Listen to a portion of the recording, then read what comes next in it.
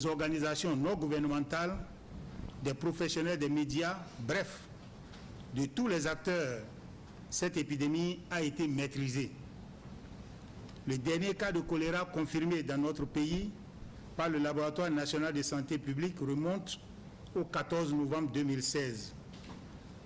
Tenant compte de cette recommandation et de la situation épidémiologique du choléra depuis le 14 novembre 2016 dans notre pays, je déclare ce jour, jeudi 8 décembre 2016, la fin de l'épidémie de choléra au Bénin. Je voudrais vous inviter à ne pas baisser la garde et à rester toujours vigilants. Les préfets du Mono et du Koufo sont en tournée statutaire. Ils visitent leur territoire de commandement. Avec eux, des cadres départementaux des ministères. Première étape, Comé et Grand Popo, où ils ont été accueillis par les conseils municipaux. Henri Fachinan, Évariste Zomon. Grand Popo le matin, puis Comé dans l'après-midi, ont reçu la délégation préfectorale conduite par les préfets du Mono et du Koufo. À chaque étape, les préfets ont, à propos du fonctionnement des mairies, fait des constats. Il est aussi remarqué que la consommation intégrale de ces ressources n'est pas systématique, c'est-à-dire que la capacité de consommation des ressources FADEC au niveau de nos communes, surtout à la session d'investissement, est faible, augmentant du coup le résultat, c'est-à-dire le solde. Des autorités locales qui sont impliquées dans des conflits domaniaux avec des administrés.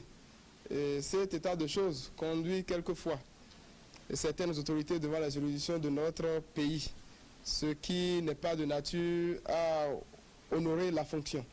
Le terrain ainsi balisé, place est chaque fois laissé aux échanges qui portent entre autres sur les questions de santé, d'énergie électrique, d'eau, de sécurité, de réfection des voies, de l'éducation. Appréciation des préfets. Mais j'ai été émerveillé. Je constate que ça commence par prendre. Les conseils communaux arrivent à régler les problèmes de gouvernance à leur niveau. Je voudrais dire, surtout aux conseils communaux, d'être solidaires. Que quand il y a un problème, là, ils n'ont qu'à poser le problème en conseil. De chercher à maîtriser aussi les tests régissant la décentralisation. Nous avons compris que c'est au niveau de la base, nos parents collent bien au développement. Ils ont parlé de nos pistes rurales. Ils ont parlé aussi, et nous en sommes très fiers, du fonctionnement même de l'administration. Nous sommes contents nous-mêmes. Et nous pensons que les réponses qui ont été données, qui ont été fournies aux questions posées, permettront à tout le monde donc de se mettre au travail pour le bien de la cité. Bopa, Huyobe, Atieme et Lokosa vont connaître le même rituel dans le Mono. Suivront ensuite les communes du Koufo. La fin de la tournée légale préfectorale est prévue pour le lundi prochain dans le Koufo. Pigier Bénin ouvre une école de management et de business. C'est le groupe Aide Service qui délocalise une école d'enseignement supérieur privé français au Bénin. Au cours de la cérémonie de lancement de l'initiative, on a levé un coin de voile sur le programme MBA. C'était à l'Institut français de Cotonou. C'est un publi-reportage signé Alexis Segbemont et Marie-Louise Perret. MBA, le Business School du service, s'est donné pour objectif de former les futurs managers demandés par le marché du travail local, national et international. L'exigence d'un renforcement des capacités pour les acteurs clés de l'entreprise contribuera à donner un coup d'accélérateur certain à une globalisation réussie de nos économies. Les programmes MBA de l'école de management et de business MBA, qui sont délocalisés dans les campus Afrique subsaharienne, apporteront à coup sûr la touche manquante aux formations classiques que nous donnons jusqu'à présent. J'insiste beaucoup sur un point. La délocalisation des diplômes, et je parle des diplômes français, n'est pas un obstacle, un mur, une frontière à la mobilité en France. L'offre de formation professionnelle continue proposée par MBWay s'adresse à un public adulte, salarié ou non, titulaire d'un bac +3. MBWay, c'est un programme avec un bachelor, 9 MBA. Vous avez remarqué que nous démarrons notre campus Afrique avec 3 MBA parfaitement ciblés, un International Business, un autre qui concerne tout ce qui est digital, avec quelque chose qui développe fortement un peu partout, et puis enfin le socle de la gestion et de la finance, qui reste un incontournable du pilotage de nos entreprises. Dans le cadre de sa démarche employabilité, MBWay a mis en place un processus de recrutement transparent et orienté. L'école établit un bilan des qualités professionnelles des étudiants et les met en adéquation avec 58 groupes de professions représentant un large spectre du marché de l'emploi. Inauguration ce mardi d'un module de classe et d'une borne fontaine dans 2 localités de la commune d'Alada. C'est une œuvre de la Fondation Ajavon Sébastien Germain et ses partenaires décidés à améliorer le quotidien des populations déshéritées. On fait le point avec Aurélie Sauton et Wenceslas Sarouimon. D'un coût global d'environ 25 millions de francs CFA, ce joyau est composé de 3 salles de classe, d'un bureau et d'un magasin entièrement équipé, ainsi qu'un bloc de latrine à 4 cabines. Il est gracieusement offert à la population de Adjadji Zungume, une localité enclavée de la commune d'Alada, par ce généreux donateur du nom de Ignacio. Ceci sous la bannière de l'association Michel Gestin pour l'enfance, partenaire de la fondation Sébastien Germain Adjavon. Ce projet a été initié en mois de janvier et nous sommes fin d'année, il est déjà réalisé. Là. Donc il y a très peu d'institutions qui sont aussi dynamiques.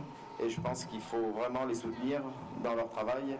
Et on va essayer, depuis l'Europe, c'est de collecter le maximum de fonds pour que cet ouvrage ne soit pas le seul.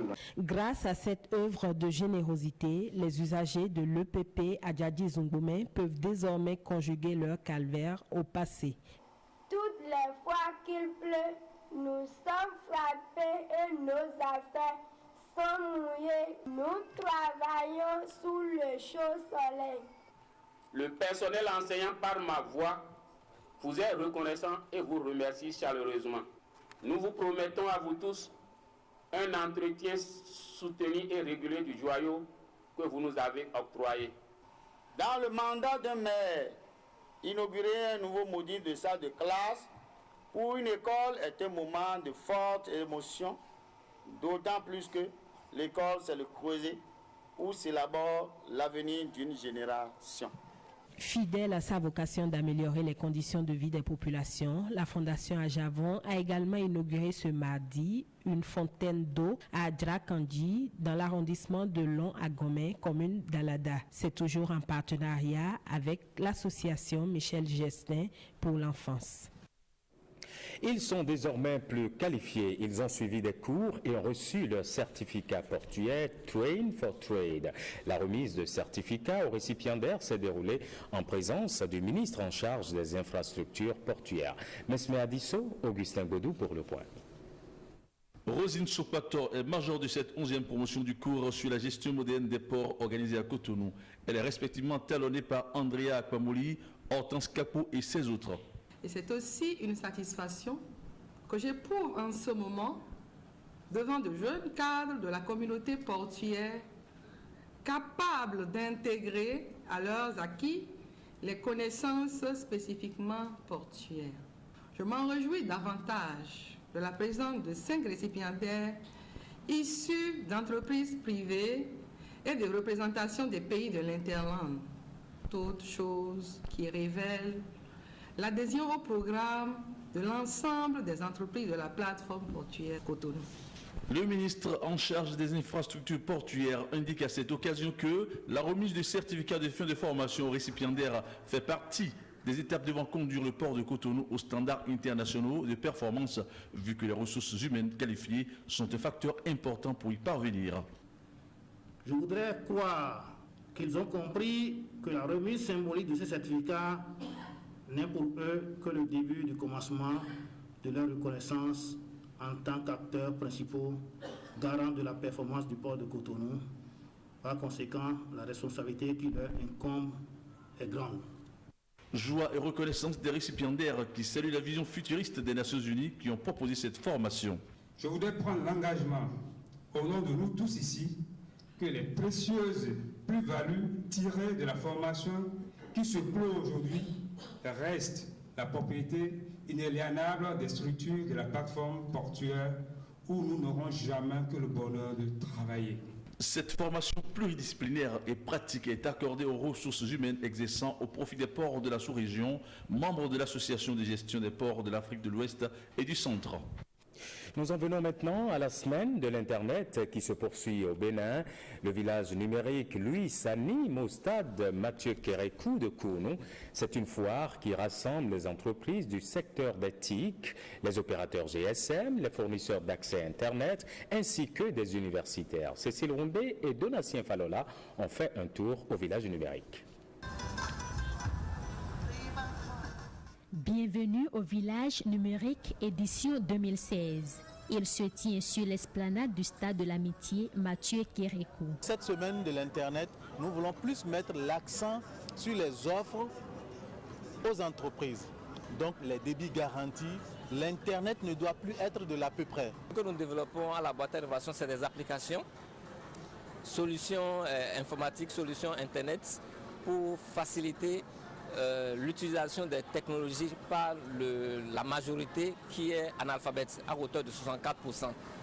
Et ces outils peuvent aussi faciliter l'apprentissage des langues dans le système éducatif formel. Cette initiative va permettre aux populations béninoises de découvrir tout ce qui est service dans le secteur, les offres au prix concurrentiel, les dernières technologies et autres. Maintenant, au niveau du gouvernement, ça permet au gouvernement de voir quelles sont ces entreprises qui font des prestations sur le terrain, quelles sont les difficultés que ces entreprises ont et réfléchir avec ces entreprises pour l'amélioration du cadre juridique qui pourrait favoriser leur épanouissement dans le secteur. Le village numérique, véritable carrefour d'échanges commerciaux. C'est aussi un berceau de partenariat entre acteurs du numérique. Cette innovation fait partie des programmes de la semaine de l'Internet au Bénin. À l'occasion, participants et visiteurs apprécient les efforts déjà faits par le gouvernement pour la stabilité de la connexion à haut débit. Aujourd'hui, comparativement à d'autres pays, moi j'ai eu la chance d'aller au Togo et à Abidjan. La 4G est un peu trop lent au Bénin par rapport à ces deux pays. Nous aimerions que la 4G fonctionne normalement et que les autorités puissent revoir un peu le coût en fait. L'Internet coûte un peu plus cher au Bénin. Moi, je ne peux rien dire pour le moment parce que il faut dire que c'est toujours le même scénario. Ça marche et que quelques minutes après ça reprend. On ne peut pas couvrir tout le territoire d'un seul coup en 4G. Donc je pense que l'opérateur Bénin Télécom est à pied d'œuvre pour satisfaire. Le défi est vraiment colossal en prenant en considération que le taux de pénétration Internet au Bénin, il est de 11,8%. Donc il y a à peu près 1 300 000 personnes qui accèdent à Internet au Bénin et il faut que toute la population béninoise accède à l'Internet. La foire d'éthique, technologie, information et communication se poursuit jusqu'à dimanche prochain. 2 mariages forcés par semaine, c'est ce que révèle une étude de Wildaf Bénin. Cette organisation non gouvernementale est engagée dans la promotion des droits humains et surtout des droits de la femme. Un engagement qui l'a conduite à Diakotomé pour échanger avec les populations sur la question du mariage forcé. La rencontre a eu lieu ce mardi à la mairie de Diakotomé. Henri Facina et Variste Zomaon. Cette journée de partage vise à prendre connaissance des réalités qui favorisent la pratique du mariage forcé et précoce. Il s'agit aussi de proposer les moyens pour réduire, voire éliminer cette pratique. Les raisons qui motivent les uns et les autres à s'engager pour la cause des victimes sont diverses. Je suis issue d'une famille de 4 filles et un garçon. Et il me suffit d'imaginer que mon père n'ait pas eu une vision claire de l'intérêt qu'il y a à mettre ses filles à l'école. Je m'imagine cela, je me dis que ça aurait été un gâchis. Parce que chacune de nous, par la grâce de Dieu, a aujourd'hui un métier, un foyer, etc. Et donc, Tout ce qui constitue un frais à l'éducation est pour moi un fardeau. Son engagement ne cesse de se confirmer et dans sa position à la tête de Wildaf Bénin, elle trouve en face des organisations partenaires, des autorités municipales et préfectorales qui elles aussi font bloc pour aller contre ce fléau anti-développement. La pratique du mariage forcé dans le Koufou est une pratique récurrente. Les statistiques du Centre de promotion sociale nous indiquent qu'on a 2 mariages forcés par semaine. Dans Diakotomé, c'est une préoccupation du conseil communal. Nous avons des ONG qui nous accompagnent dans la démarche. Comme des mousquetaires, Wildaf Bénin invite tous les Béninois à agir, un pour tous et tous pour un, dans la lutte contre le mariage forcé ou précoce. Ils ont choisi de partir d'eux-mêmes. Plusieurs occupants du domaine public à Parakou commencent déjà à défaire leur hangar. C'est une démarche civique qui les met à l'abri d'éventuels désagréments au terme de l'ultimatum du 31 décembre 2016. Voici les images de ce départ volontaire commenté par William Choki. Rendre nos cités urbaines attrayantes, propres et faciliter la mobilité des biens et des personnes. Ainsi se résume le sens de l'opération de libération des domaines publics. Plusieurs semaines déjà qu'elle a démarré avec pour première étape le marquage des installations à démolir. L'échéance donnée est connue de tous le 31 décembre 2016. Mais d'ores et déjà, beaucoup d'occupants illégaux n'attendent plus le dernier moment. On préfère quitter les lieux avant le jour J. C'est le cas ici à Parakou. Comme on a commencé, il y a d'autres qui ont dit pourquoi nous sommes pressés. Et bon, d'autres aussi ont dit notre réaction a été bonne. Parce que lorsqu'ils vont commencer, on n'aura plus à faire avec eux. Raison pour laquelle d'autres quand même nous ont félicité que c'est bien ce que nous avons fait. Il y a des actions de sensibilisation qui sont en cours et il y a des acteurs qui ont décidé d'eux-mêmes de commencer par aménager leur départ. Aujourd'hui, avec le déplacement de l'autogare central de Parakou, beaucoup ont compris qu'il vaut mieux qu'on s'organise ensemble et libérer l'ensemble de l'espace public tel que le gouvernement le demande. À l'hôtel de ville de Parakou, d'autres dispositions sont prises par les autorités municipales pour soulager la peine des personnes occupant l'emprise des chaussées. Ce domaine en plein aménagement va accueillir ces personnes pour leurs différents commerces, un nouveau marché en création à ce niveau.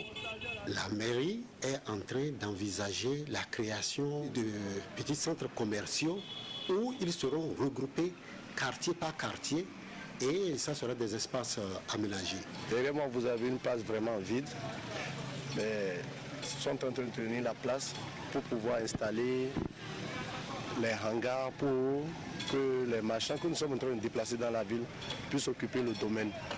Parakou, la cité des Kobourou, innove à travers cette initiative. Un acte pour sécuriser ses concitoyens, une idée pour rendre plus belle la troisième ville à statut particulier du Bénin. Il est temps de faire le bilan de l'assainissement pluvial en milieu urbain au Bénin. Le ministère du Cadre de vie et du Développement durable y a pensé.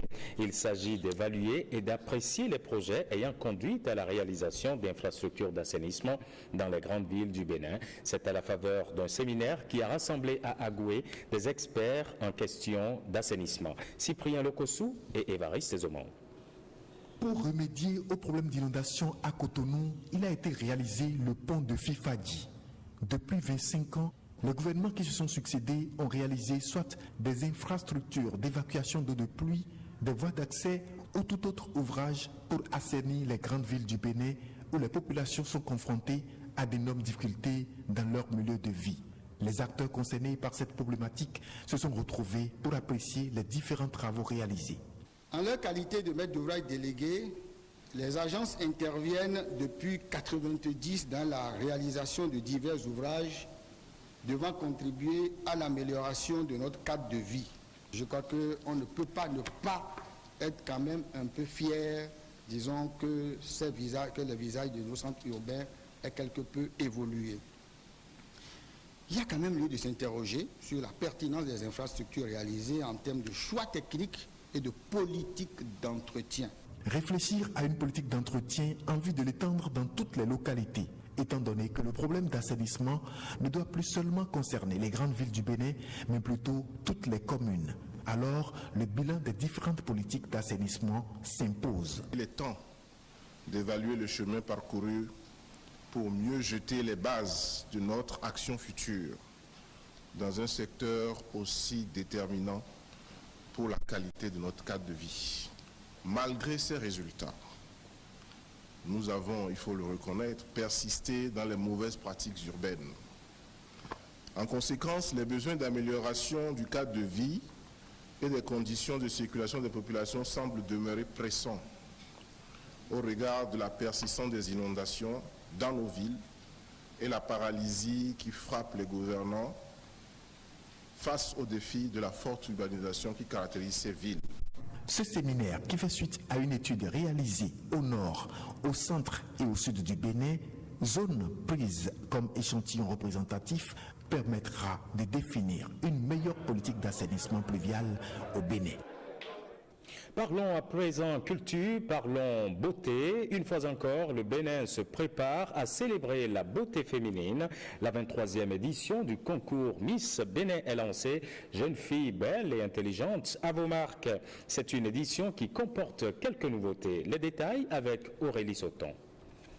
Les inscriptions vont commencer à partir de ce jour et vont se poursuivre jusqu'au 10 février. La course à la couronne de la beauté béninoise édition 2017 est désormais lancée.